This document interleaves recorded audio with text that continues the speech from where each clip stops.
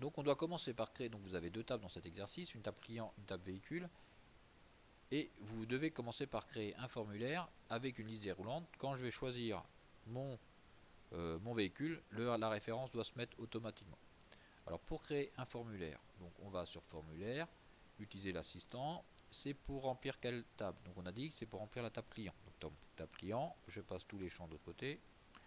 Donc suivant, suivant, suivant.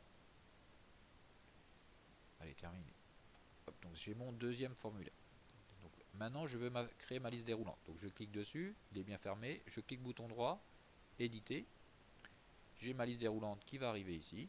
Donc zone de liste, je fais ma petite zone de liste ici.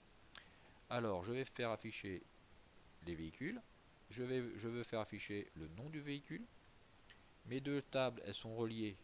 Référence du véhicule avec la référence du véhicule. Terminé.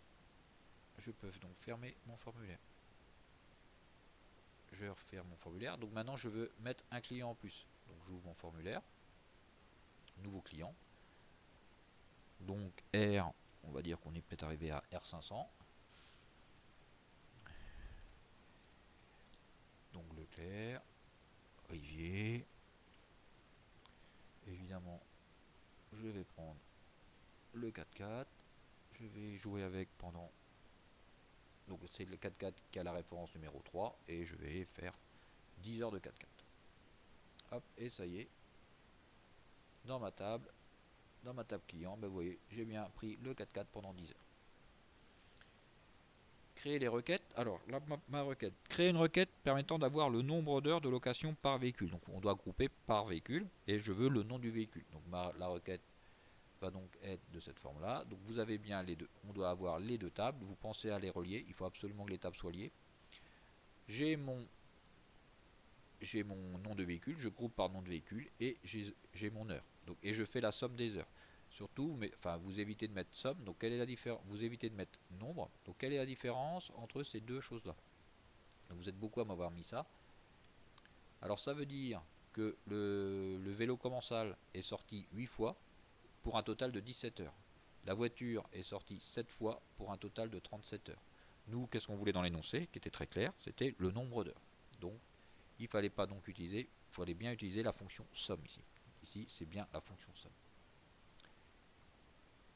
La requête 2. La requête 2, vous voulez maintenant avoir le montant total en euros. Donc pour avoir le montant total en euros, vous devez commencer par multiplier le nombre d'heures par le tarif.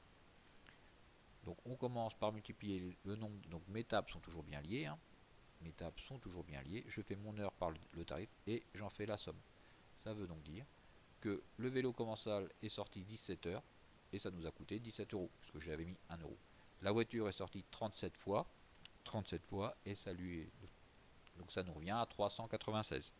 Donc 37, donc c'était 37 fois 3 ici. 37 fois 8.